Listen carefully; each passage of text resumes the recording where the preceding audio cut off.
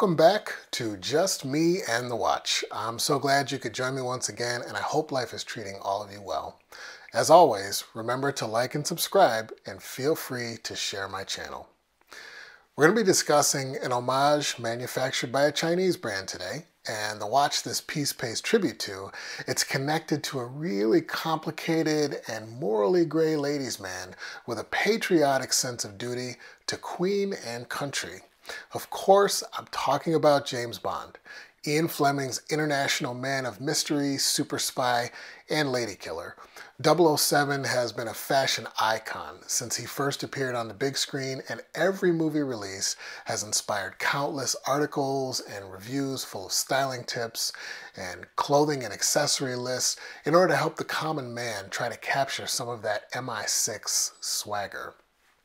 Mr. Bond's timepieces have always been a part of this discourse, and so today we're going to check out my Sharky Heimdallr Sea Ghost. Now, this is obviously an homage to the Omega Seamaster Professional No Time to Die Special Edition, but let's take just a minute to examine the road that these two iconic brands have traveled together. We certainly can't have a conversation about James Bond without discussing the man who created the character.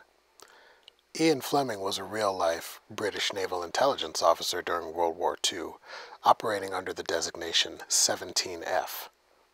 He was involved in numerous clandestine operations and helped conceive battle plans that directed several highly specialized commando units on the battlefield. He was never a field agent or a spy quite like Mr. Bond, but was definitely in the room helping to make decisions that affected secret operations during the war. Ian Fleming idolized those men who did the dirty work on the ground, including his brother Peter. And following the war, he decided to write books about the adventures he always wanted to be a part of. In 1953, Casino Royale was published and released for sale in Great Britain. This was the beginning of a book franchise that spanned 12 books and 2 short story collections about James Bond and his trials and triumphs. Interestingly, 007's watch is only ever mentioned in rare brief references. The books describe it as a stainless steel Rolex Oyster Perpetual with phosphorus numerals that could be read at night. Sir Fleming was known to have owned and wore a Rolex Explorer, so was most likely describing the watch he had closest at hand when he wrote these passages. 1962 saw Bond's debut on the silver screen sporting a Rolex Submariner, reference 6538. Fast forward through 17 more films and a handful of actors, each with their own set of iconic timepieces, and we arrive at Pierce Brosnan and 1995's GoldenEye. Interestingly, this was the first film not directly based on a Bond novel, and GoldenEye was actually the name of the estate where Ian Fleming lived in Jamaica while writing the Bond novels. Pierce Brosnan brought the typical rugged good looks, casual smirk, and terrific action sequences that we've all come to expect from the Bond franchise. He even had his share of cool gadgets, but for the purposes of this conversation, the real star of his 3 movies was the navy blue Omega Seamaster Professional reference 2531.80.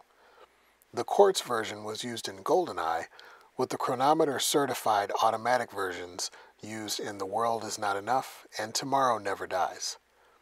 Special functions and gadgets aside, with a deep blue colorway, 42mm case, and blingy 20mm steel bracelet with no taper, the Seamaster Professional presented a tool watch for every occasion that also looked great with a tuxedo.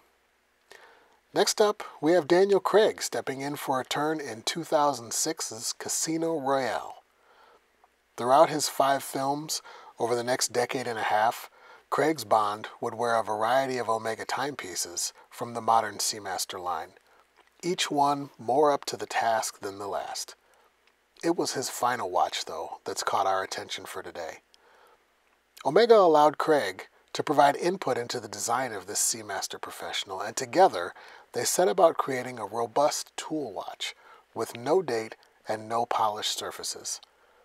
The 43mm case carved out of brushed titanium with a gorgeous espresso color scheme.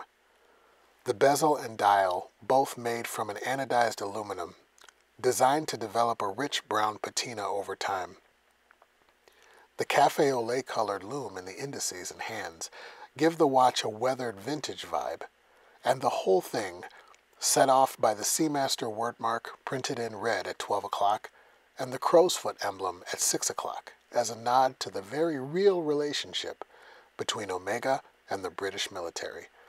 The whole thing held aloft by a titanium Milanese bracelet. Truly the ultimate spy watch. Now that we have an idea of Daniel Craig's vision for James Bond's ultimate timepiece, let's see how the Sharky stands up. So here we are, a year and a half out from the original release date of No Time to Die. Due to pandemic-related production delays, the original Seamaster was released almost a year before the movie came out, and the Chinese brands followed suit pretty quickly. Batches of these watches were sold out, produced, and sold out again. I picked this one up about a year ago, so after all the movie hype, does it still stand up as a quality watch? I'll start this off by saying that Sharky makes a great watch, and this one is no exception. The Seaghost features a case and caseback machined out of titanium with a domed sapphire crystal and an NH35 running the show underneath. That domed crystal has a prominent blue anti-reflective coating on the inside to help with visibility. The case seems to be very precisely machined. Every angle is so severe that it almost feels sharp. None of the corners sit against skin, though, so it is safe to wear. It's important to note that Sharky was not the only brand to make an homage to this watch. Philida also came to play with a stainless steel version on a traditional Seamaster bracelet, sporting a PT 5000 high beat movement. I actually purchased both of these watches at the same time. I ended up returning the Philida due to quality control issues. While the Philida was a full-on copy of the Seamaster, just with a different brand name, I appreciate the artistic license the Sharky has taken with a design inspired by, but not replicating, the Seamaster. They've also made some choices that I feel are actually improvements. Instead of aluminum, the Sharky comes with a ceramic bezel insert. The included Milanese band has a little bit of taper and a smaller clasp. Much less text on the dial in favor of the Sharky logo, and a modified marker at 12 o'clock with the date at 6. I do wish they had gone with the updated, more angular hour hand instead of the older rectangular style, but I can overlook that in favor of the total package. Much like the original, it looks heavy and imposing, almost brutal, while at the same time feeling lighter than most of my cheap digital watches, thanks to that titanium construction. The Seaghost is boldly understated on the wrist. The chunky gunmetal gray construction disappears from view and is almost invisible, but when you need to reference the watch, the design and details make it incredibly legible and vibrant. I've tried to demonstrate how impossibly cool it is with some of these poorly planned EDC photos. This watch projects quiet strength in a way that whispers, "Don't look at me."